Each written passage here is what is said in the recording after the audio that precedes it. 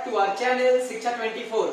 आज की क्लास में हम लोग पढ़ेंगे प्रोविजन एंड रिजर्व। देखिए, सबसे पहले मैं आपको बता दूं कि ये टॉपिक वैसे भी बहुत इंपॉर्टेंट है। इसको वैसे तो मैं स्पेशली यूपीएससी ईपीएफओ के लिए पढ़ा रहा हूं, लेकिन इसे 11th क्लास का स्टूडेंट भी देख सकता है, सीए फाउंडेशन का कोई अगर बच्चा हो वो भी देख सकता है। यहाँ तक ये टॉपिक इतना इंपॉर्टेंट है कि आप अगर अकाउंटिंग एंड फाइनेंस के फील्ड में किसी जॉब के लिए भी जाते हैं, चाहे वो आप सीए हो, सीएस हो, सीएमए हो, तो कैंपस इंटरव्यू में इस टॉपिक को पूछ दिया जाता है, तो आप भी इसे देख सकते हैं।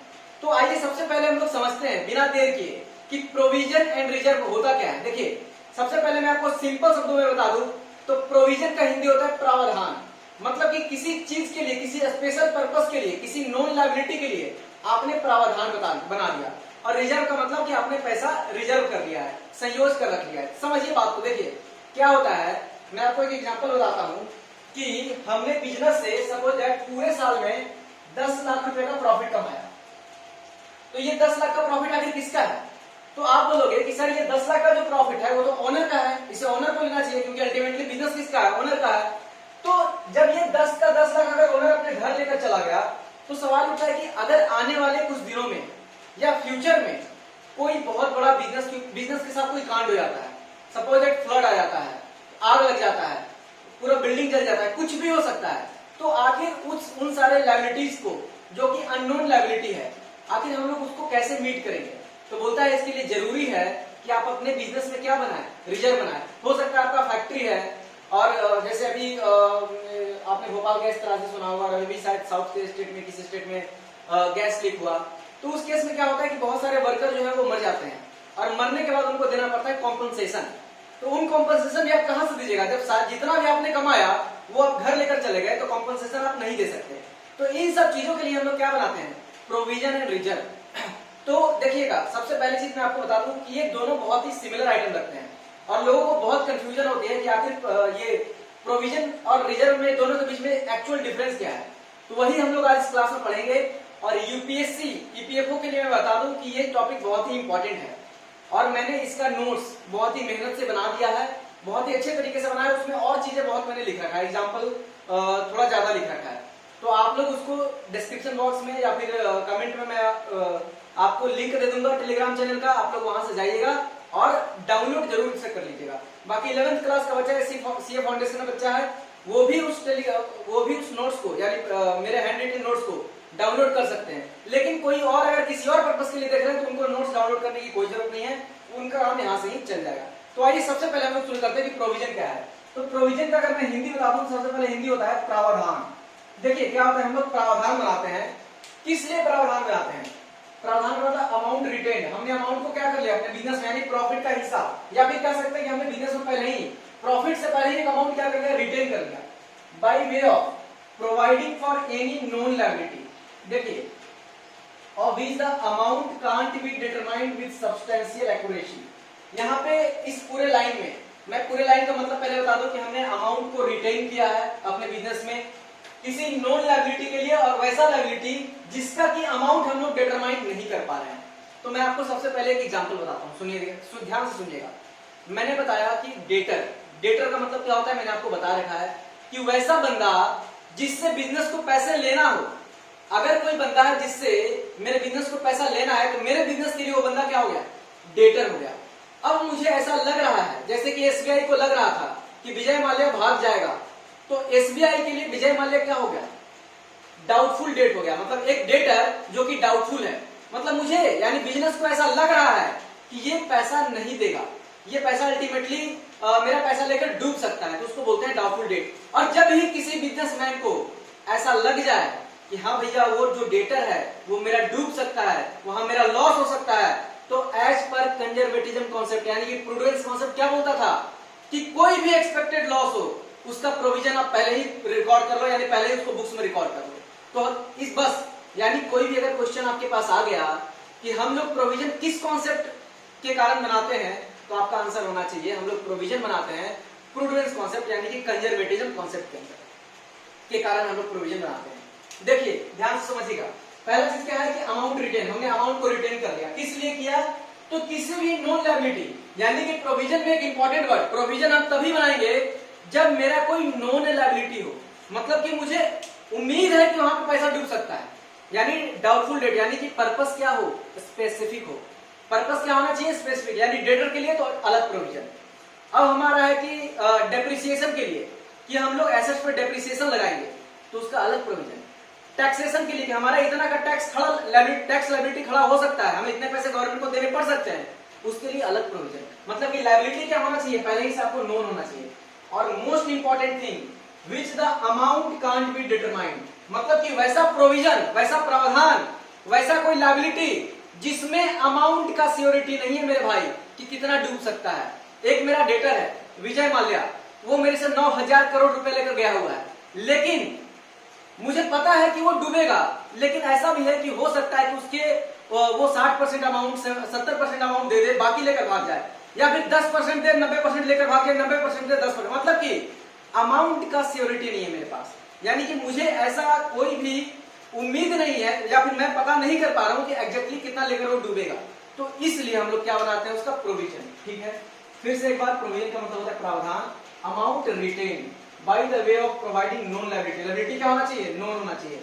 और which the amount can't be determined with substantial accuracy, मतलब कि अमाउंट जो है कि वो कितना लेकर डूबेगा ये डिटरमाइन नहीं हो पा रहा है मुझसे, तभी हम उसका क्या बनाएंगे, प्रोविजन बनाएंगे।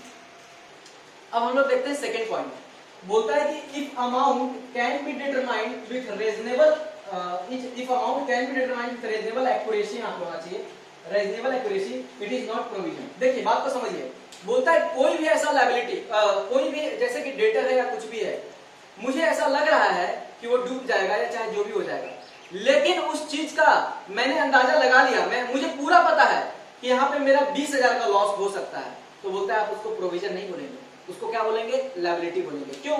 क्योंकि आपको पता है कि यहाँ पे मुझे इतना पैसा मेरा डूब सकता है, यहाँ पे मुझे किसी को इतना पैसा देना है, मतलब जहां पे अमाउंट श्योर हो गया, जहां पे अमाउंट डिटरमाइन हो गया, आप पूरा कंफर्म है कि इतना रुपए का लॉस हो सकता है, तो उसके लिए कभी भी आप प्रोविजन नहीं बनाएंगे। ये लॉ बोलता है हमेशा प्रोविजन सिर्फ उसके लिए बनाओ जो, एक तो पहला नॉन लायबिलिटी होना चाहिए। देखिए दो इंपॉर्टेंट थिंग, फर्स्ट क्या है, नॉन लायबिलिटी होना चाहिए, और सेकंड क्या है कि अमाउंट रीजनेबल एक्यूरेसी के साथ डिटरमाइन नहीं होना चाहिए। लेकिन अगर या तो लायबिलिटी आपका नोन नहीं है, या फिर आपने रीजनेबल एक्यूरेसी से अमाउंट को डिटरमाइन कर लिया, यानी आपको पूरा पता चल गया कितना का लॉस होगा, तो आप उसको प्रोविजन नहीं बोलेंगे। जब आपको अमाउंट पूरा एग्जैक्ट पता चल जाता है कि मेरा इतना का लॉस होगा, या मुझे इतना रुपया वहां पे देना है, या मुझे गवर्नमेंट को, जैसे मुझे अभी क्या लग रहा है कि हो सकता है कि गवर्नमेंट का लायबिलिटी आ जाए, टैक्स लायबिलिटी आ जाए 50,000, 60,000, लाख, 2 लाख, अब कंफर्म ही नहीं है, तो बोलते हैं एक काम करो,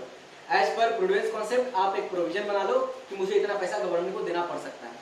लेकिन सवाल अब उठा कि मुझे पता चल गया कि ऐसा कानून आया है, इसमें 10% का प्रोविजन है और मुझे 2 लाख रुपया गवर्नमेंट को देना पड़ेगा, तो मेरे भाई वो आपके लिए प्रोविजन नहीं हुआ, वो आपके लिए लायबिलिटी बन गया, क्योंकि ऑलरेडी आपको पता चल गया कि मेरा अमाउंट इतना है, सब कुछ है, गवर्नमेंट को देना है इतना रुपया, तब उसको प्रोविजन कैसे, यानी लायबिलिटी का वहां सारा क्राइटेरिया मीट हो रहा है। Any amount payable by business is called liability. तो यहाँ पे आपको पता चल गया कि टैक्स मुझे एग्जैक्ट इतना पेमेंट करना है, तो उसको हम लोग उसको क्या बोल देंगे, उसको हम लोग बोल देंगे लायबिलिटी, यानी उस जगह पे प्रोविजन नहीं बनाएंगे। Third, if any excess provision is made intentionally. अच्छा, बोलता है कि if any excess provision is made intentionally और नोइंगली, तो आप उसको प्रोविजन नहीं करोगे, आप जो एक्सेस वाला अमाउंट है, जो एक्सेस वाला अमाउंट है उसको आप कहां भेज दोगे, रिजर्व में। आप बोलोगे सर आपने रिजर्व को अभी बताया नहीं, कोई बात नहीं, मैं आपको रिजर्व बताता हूं अभी कुछ देर बाद कि रिजर्व क्या होता है, लेकिन आपको अभी फिलहाल क्या जानना है कि अगर कोई भी एक्सेस प्रोविजन बन गया है इंटेंशनली, तो आप जो भी एक्सेस अमाउंट है उसको आप क्या कर दोगे, रिजर्व में भेज दोगे। अच्छा, it is created to ascertain the true profit of the business. जाहिर सी बात, मैंने आपको क्या बताया कि प्रोविजन बनाने का पर्पस क्या होता है। पहला पर्पस तो मैंने बताया कि जो भी मेरा लॉस होने वाला है उसके लिए पहले से आप रिकॉर्डिंग कर लो, उसके लिए कुछ पैसा हम लोग जमा कर लेते हैं, प्रावधान बना लेते हैं। इससे क्या होता है, इससे हमारा एक्चुअल में ट्रू प्रॉफिट आता है। कैसे, मुझे गवर्नमेंट को इतना रुपया देना है, मुझे गवर्नमेंट को 50 लाख, करोड़, 2 करोड़, कितना भी देना पड़ सकता है। अब इस बार जब मैं रिकॉर्ड, मैंने प्रोविजन बनाई नहीं, अचानक से आ गया, मेरा अचानक से 5 करोड़ का प्रॉफिट, 5 करोड़ का मैंने लॉस दिखाया अपने बिजनेस में, मेरा खर्चा हो गया और प्रॉफिट वाला धम से गिर गया, तो वो ट्रू प्रॉफिट नहीं होगा। इसका मतलब क्या होगा कि पहले ही से आप कुछ प्रोविजन बनाकर चलिए, तो आपका प्रॉफिट एंड लॉस अकाउंट क्या रहेगा, मेंटेन रहेगा। अच्छा, एग्जांपल जान लेते हैं एक एक करके। सबसे पहले provision for bad and doubtful debt. मतलब कि क्या, विजन मान लिया कि आपको लग रहा है कि पैसा लेकर भाग जाएगा, तो आप उसके लिए पहले ही से क्या बना लो, प्रोविजन बना लो। तो उसको क्या बोलते हैं हम लोग, प्रोविजन, पीएफ, यानी provision for bad and doubtful debt. Second, provision for depreciation on assets, हमें किसी भी एसेट्स पे डेप्रिसिएशन लगाना है, हम उसको इतना यूज, मुझे अनुमान है कि हम आने वाले दिनों में एसेट्स को इतना यूज करेंगे। यानी डेप्रिसिएशन क्या होता है कि जब भी एसेट्स को हम लोग यूज करते हैं, जितना भी यूज करते हैं उसको हम लोग एज एक्सपेंस बिजनेस में रिकॉर्ड करते हैं। तो उसके लिए अगर उस एक्सपेंस के लिए पहले से भी कोई प्रोविजन बना लिए तो उसको हम लोग क्या बोलेंगे, provision for depreciation of assets. Next है प्रोविजन फॉर टैक्सेशन। मैंने जैसा कि आपको बताया कि गवर्नमेंट को मुझे पैसा देना पड़ सकता है, गवर्नमेंट को मुझे पैसा देना पड़ सकता है, उसको हम लोग क्या बोलते हैं, प्रोविजन फॉर टैक्सेशन। नेक्स्ट है provision for discount on debtor. देखिए डिस्काउंट मतलब मेरा कोई डेटर है वो पेमेंट करने मेरे पास आया, मुझे लग रहा है ऐसा, मैंने एक स्कीम निकाला हुआ है कि अगले साल में क्या स्कीम निकालूंगा कि जो भी डेटर है अगर वो 10 दिन या 15 दिन के अंदर पेमेंट कर देगा उसको मैं 10% का डिस्काउंट दूंगा। यानी आपके बिजनेस के लिए खर्चा होने वाला है, भारी भरकम खर्चा होने वाला है, तो बोलता है अकाउंट्स कि आप एक काम करो, उसका पहले ही क्या बना लो, प्रोविजन बना लो। उसको हम लोग बोलते हैं provision for discount on debtor. और भी बहुत सारे एग्जांपल है जो कि मैंने नोट्स में भी लिख रखा है, और बाकी इतने सारे एग्जांपल है कि आपको जानने का जरूरत नहीं है। तो मेरा मेन पर्पस था प्रोविजन का मतलब। अब सवाल उठता है कि आखिर जो प्रोविजन हम लोग ऐसे डेटर के लिए हम कितना कैसे बनाएं, कि डेटर कितना पैसा लेकर भागेगा, हमें टैक्स लायबिलिटी कितना आने वाला है, हम एसेट्स को कितना यूज करेंगे, जो भी मैंने बताया कि आखिर ये प्रोविजन का अमाउंट जो है वो कैसे डिसाइड होता है। तो मैं आपको बता दूं मेरे भाई कि प्रोविजन का जो भी अमाउंट है वो डिपेंड करता है skill and judgement of the management, यानी उस बिजनेस में जो मैनेजमेंट है, यानी कि जो डिसीजन लेती है वो डिसाइड करेगी कि इस पर्पस के लिए इतना परसेंट का प्रोविजन बनाना है, इस पर्सन के लिए, इस पर्पस के लिए इतना परसेंट का प्रोविजन बनाना है। ठीक है, क्या मैंने बताया, तो skill and judgement of the, जो बुद्धि काम करेगा मैनेजमेंट का जितना, वो अपने हिसाब से बना सकती है। अच्छा, सवाल उठता है कि कुछ केसेस ऐसे आते हैं, बहुत ही कॉम्प्लिकेटेड केसेस होते हैं जहां पे मैनेजमेंट नहीं डिसाइड कर पा रहा है कि हमें इसके लिए कितना प्रोविजन बनाना चाहिए, तो फिर हम लोग क्या कर सकते हैं कि वो मैनेजमेंट जो है वो वैल्यूअर के पास जाता है और वैल्यूअर से वैल्यूएशन करा के उनकी मदद लेता है प्रोविजन में। अगर इंटेंशनली उन्होंने गलत बना रखा होता है तो जब तो उस कंपनी की यानी उस बिजनेस की जब ऑडिट होगी तो उसमें वो पकड़ा जाता है, और पकड़े जाने के बाद उसका जो भी पेनल्टी है, जो भी पनिशमेंट है, उसको दिया जा सकता है। हमने प्रोविजन तो जान लिया, अब हम लोग जानते हैं कि रिजर्व क्या होता है। मैं आपको अभी रिजर्व बताऊंगा कि रिजर्व क्या होता है। उसके बाद मेन पॉइंट, यानी कि जो आपके लिए बहुत इंपॉर्टेंट है, यानी कि difference between provision and reserve, जो कि आपके लिए बहुत ही ज्यादा इंपॉर्टेंट है। अब इसको बताने के बाद मैं आपको बताता हूँ। आइए सबसे पहले जानते हैं रिजर्व क्या होता है।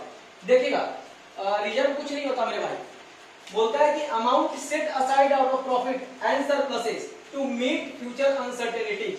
सबसे पहला चीज तो आप समझ लीजिए कि रिजर्व क्या होता है, कि जो पैसा हमने बिजनेस के प्रॉफिट से छुपा कर रखा है, बचा कर रखा है, किस लिए, ताकि हम फ्यूचर अनसर्टेनिटीज से लड़ पाए, उनको हम लोग क्या कर पाए। जैसे कुछ भी हो गया, फ्लड आ गया, बाढ़ आ गया, बिल्डिंग दा गई, वर्कर को कंपनसेशन देना है, सब हम लोग कहां से देंगे, रिजर्व से देंगे। प्रोविजन तो क्या था, वो स्पेशल पर्पस के लिए हमने बनाया था कि वैसा कुछ आएगा तो हम उसको प्रोविजन बनाते हैं। लेकिन रिजर्व क्या है, कोई भी फ्यूचर अनसर्टेनिटीज आ जाए उसको हम लोग कहां से मीट करेंगे, रिजर्व से मीट करेंगे। ठीक है, अमाउंट सेट असाइड का मतलब होता है कि हमने प्रॉफिट से अमाउंट एक अलग हिस्सा प्रॉफिट से कर लिया है और बाकी जो बचा वो ओनर के दे दिया। जो 10 लाख आया, 10 लाख का प्रॉफिट आया, उसमें से मैंने 2 लाख रख लिया और 8 लाख मैंने ओनर को दिया। 2 लाख क्या होगा, रिजर्व हो गया। ठीक है, अब बोलता है to meet any unknown liability और loss in the future. Reserve बनाए किसने आता है, ताकि कोई भी फ्यूचर में लायबिलिटी आ जाए जो कि मुझे पता नहीं है, उससे हम लोग लड़ सके। Reserve does not represent any expenses and loss because it is appropriation of profit. Oh my God, मेरे भाई ध्यान से सुनना, ये जो वर्ड मैंने लिखा है, it is appropriation of profit because it is not debited to profit and loss account. इसको आप लोग अभी यहाँ पे स्किप कर दीजिए, क्योंकि मैं आपको अभी बताऊंगा जब difference between provision and reserve बताऊंगा उसमें इस पॉइंट को बताऊंगा, क्योंकि ये पॉइंट बेहद ही इंपॉर्टेंट है। यूपीएससी वालों आप लोग ध्यान से सुनना, अगर इस टॉपिक से क्वेश्चन आता है तो आपका 50% चांस है कि वो यहीं से आए। Next, it is created out of divisible profit, यानी कि जो प्रॉफिट हमने कमा लिया, यानी सारे एक्सपेंस को हमने सारा इनकम लिख लिया, सारा एक्सपेंस लिख लिया, उसके बाद जो प्रॉफिट हमने बचा जिसको ओनर को देना था, उसमें से हम लोग एक हिस्सा रख लेते हैं रिजर्व के लिए। यानी अल्टीमेटली अगर मैं आपको बताऊं मेरे दोस्तों, ध्यान से सुनना, ये 10 लाख था ओनर के लिए, लेकिन मैंने इसमें से 2 लाख क्या रख लिया, रिजर्व रख लिया, तो ये बचा हुआ क्या है, 8 लाख ओनर को दे दिया। यानी ये 2 लाख है भी किसका, ओनर के है। यानी कि अगर इसका कोई यूज नहीं हो पाया तो अल्टीमेटली किसका होगा, ओनर का ही हो जाएगा मेरे भाई, यानी जस्ट एज ये क्या होता है, कैपिटल होता है। और मैंने इसको कहीं लिख लिखा होगा, देखिए। अच्छा, also known as retained earning, very important. Reserve को हम लोग दो और नाम से जानते हैं, एक तो रिटेन अर्निंग और दूसरा है डिस्ट्रीब्यूटेड प्रॉफिट। रिजर्व को हम लोग रिटेन अर्निंग के नाम से जानते हैं और डिस्ट्रीब्यूटेड प्रॉफिट के नाम से जानते हैं। अच्छा, reserve are available for distribution as dividend among shareholder. देखिए मैंने जो आपको बताया था कि ये रिजर्व का किसी काम में यूज नहीं आ पाया, साल खत्म हो गया, तो हम लोग इसको फिर से किसको दे सकते हैं, ओनर। शेयर होल्डर का मतलब क्या होता है, ओनर। जो ओनर है उसको हम लोग दे सकते हैं डिविडेंड के रूप में, यानी शेयर। देखिए जब आप बैंक से लोन लेते हैं और बैंक को जब जो पैसा चुकाते हैं उसको होते हैं इंटरेस्ट, और शेयर होल्डर से आप पैसा अपने बिजनेस में इन्वेस्ट करवाते हैं और उसको जो वापस करते हैं उसको होते हैं डिविडेंड, यानी रिजर्व से हम लोग डिविडेंड दे सकते हैं। Next, when reserve is invested in outside securities it is called reserve fund। बात को समझिए, हमने ये 2 लाख का रिजर्व रखा, ध्यान से, हमने ये 2 लाख का रिजर्व रखा, इसका यूज हम लोग नहीं कर पाए। फिर हमारे बिजनेस ने, हमारे मैनेजमेंट ने डिसीजन लिया कि इस 2 लाख को हम कहीं बाहर इन्वेस्ट करेंगे, रिलायंस के कंपनी में शेयर खरीदेंगे, और उस जरिए जब हम रिजर्व को किसी बाहर के कहीं भी या तो किसी भी चीज में इन्वेस्ट कर दिए तो वो पैसा अब रिजर्व न बनकर अब क्या बन जाएगा, रिजर्व फंड, वो हमारे लिए फंड बन गया। तो मैंने आपको रिजर्व के बारे में बताया। अब हम लोग जल्दी से बढ़ते हैं कि प्रोविजन एंड रिजर्व में डिफरेंस क्या है, कि डिफरेंस क्या है आखिर प्रोविजन एंड रिजर्व में, जो कि आपके लिए बहुत इंपॉर्टेंट है। तो मैंने स्क्रीन पे आपको दिखा दिया, एक पीडीएफ लगा दिया होगा जिसमें आपको डिफरेंस दिख रहा होगा। तो सबसे पहला डिफरेंस है कि मीनिंग के आधार पर कि प्रोविजन जो होता है वो it is created out of known liability, it is created to meet a known liability, and reserve में लिखा हुआ है कि it is created to meet a unknown liability. तो मैंने आपको बता दिया है ऑलरेडी। देखिए जो भी मैं डिफरेंस बताऊंगा बहुत सारा पॉइंट आपको पता होगा, जो स्पेशल एक दो पॉइंट आएगा उसको मैं डिटेल में बताऊंगा। प्रोविजन क्या है, नॉन लायबिलिटी यानी डाउटफुल डेट। मुझे पहले ही से पता है कि ये नॉन है, कि मैं डेटर के लिए प्रोविजन बना रहा हूँ, लेकिन रिजर्व क्या होता है, किसी भी पर्पस के लिए हो सकता है, यानी फ्यूचर में कुछ भी हो जाए, इसीलिए इसको बोला गया है अननोन लायबिलिटी। सेकंड क्या है, बोलता है नेसेसिटी। देखिए बोलता है कि जो आपको बोल्ड में नजर आ रहा होगा, it is charge against profit. अच्छा देखिए, प्रोविजन को बोला गया है, प्रोविजन को, कि ये जो है वो चार्ज अगेंस्ट प्रॉफिट। देखिए जो दूसरा डिफरेंस मैंने बताया उसका बहुत ही इंपॉर्टेंट है, इंपॉर्टेंस है आपके जीवन में भी, आपके लिए जानना जरूरी है। और बहुत लोग यहाँ पे, मैक्सिमम लोग कंफ्यूज रहते हैं इस पॉइंट पे, तो आपको ध्यान से 100% अटेंशन आपका चाहिए, सब कुछ छोड़ दीजिए, आपका ध्यान इधर होना चाहिए। देखिए प्रोविजन में लिखा हुआ है कि वो चार्ज अगेंस्ट प्रॉफिट होता है, और रिजर्व में लिखा हुआ है कि एप्रोप्रिएशन ऑफ प्रॉफिट होता है। दो वर्ड यहाँ पे बहुत ही टेक्निकल है, charge against profit and appropriation of profit. समझिए बात को, ये हम बनाए प्रॉफिट एंड लॉस अकाउंट, जो कि मैंने आपको ये बनाना नहीं सिखाया, लेकिन फिर भी आपको पता होगा कि प्रॉफिट एंड लॉस अकाउंट क्या होता है। एक साइड हो गया डेबिट, एक साइड हो गया क्रेडिट, ठीक है, डेबिट क्रेडिट, यानी कि इस साइड हम लोग सारा एक्सपेंस लिखते हैं, इस साइड सारा हम लोग इनकम लिखते हैं। मैंने इनकम में लिख दिया कि सेल मेरा हो गया 10 लाख रुपए का, और एक्सपेंस में मैंने लिख दिया कि मेरा परचेज है 5 लाख का, रेंट है 3 लाख का। मैं ऐसे ही परफॉर्मा बना रहा हूँ, एक्चुअल नहीं है ये। और मेरा प्रॉफिट है कितना, 2 लाख का। कैसे प्रॉफिट 2 लाख का, 10 लाख का सेल यानी इनकम, और 5 और 3 8 लाख का टोटल खर्चा, तो प्रॉफिट मेरा कितना हो गया, 2 लाख का। अब सवाल उठता है कि मुझे क्या बनाना है, मुझे बनाना है प्रोविजन, और प्रोविजन बोला गया है कि ये होता है, प्रोविजन जो होता है वो होता है चार्ज अगेंस्ट प्रॉफिट, यानी कि प्रोविजन को प्रॉफिट के अगेंस्ट में चार्ज करना है। वर्ड को पकड़िए मेरे भाई, प्रोविजन को क्या करना है, प्रॉफिट के अगेंस्ट में चार्ज करना है। आपको बताया गया कि आपको 50,000 का प्रोविजन बनाना है, मुझे यहाँ पे 50,000 का प्रोविजन। तो आप क्या करोगे कि प्रॉफिट लॉस में ही एक्सपेंस के साइड में, ध्यान से, प्रॉफिट लॉस में ही एक्सपेंस के साइड पे आप लोग यहाँ पे 50,000 का क्या बना दोगे, प्रोविजन। और अब आपका प्रॉफिट कितना बच जाएगा, आपका प्रॉफिट बच जाएगा 1,50,000 रुपया।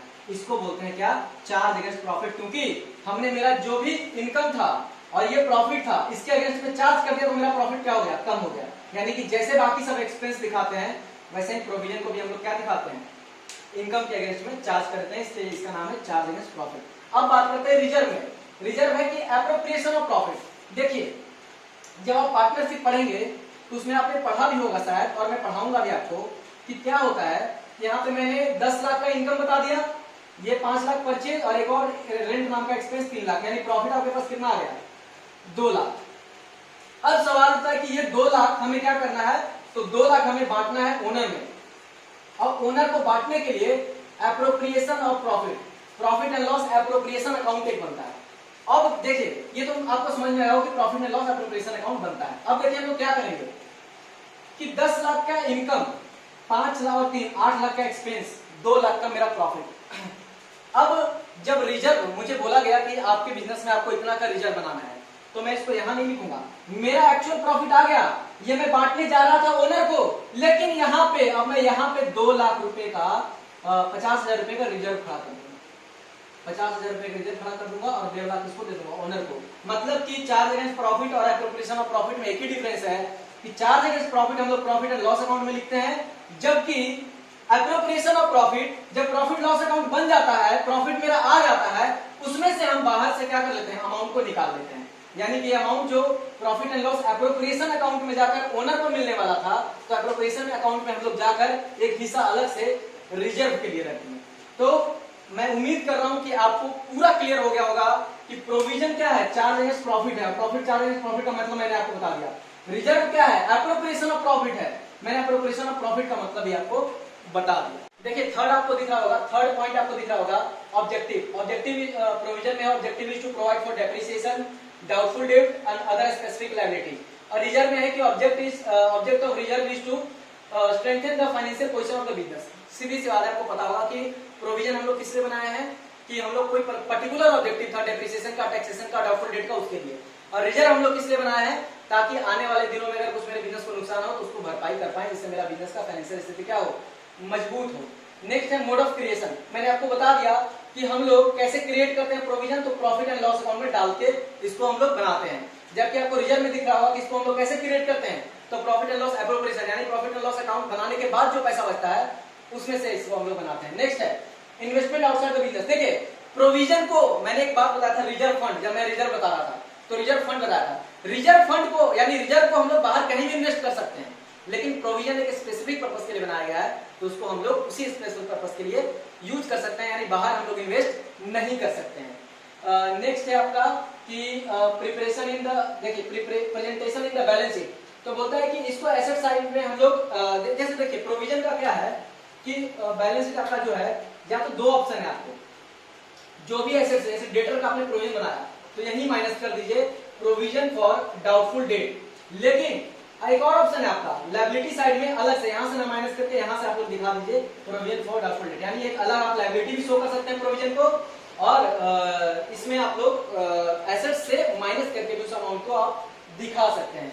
जबकि रिजर्व जो है उसको आपको लायबिलिटी में एक अलग से हेड आता है, रिजर्व एंड सरप्लस, उसको अंदर आपको दिखाना पड़ेगा। यानी प्रोविजन के लिए दो ऑप्शन है, आप इधर भी दिखा सकते हैं, इधर भी दिखा सकते हैं, लेकिन रिजर्व आपको कहां दिखाना है, तो लायबिलिटी के अंदर एक हेड है, रिजर्व एंड सरप्लस, उसके अंदर आपको दिखाना है। नेक्स्ट है कि हम लोग प्रोविजन को कभी भी डिविडेंड डिस्ट्रीब्यूशन के लिए यूज नहीं कर सकते हैं, जैसा कि मैंने आपको बता दिया, रिजर्व को हम लोग यूज कर सकते हैं, ठीक है। नेक्स्ट है यूटिलाइजेशन फॉर अदर पर्पस। देखिए प्रोविजन को हम लोग हमेशा उसी पर्पस के लिए यूज करेंगे, लेकिन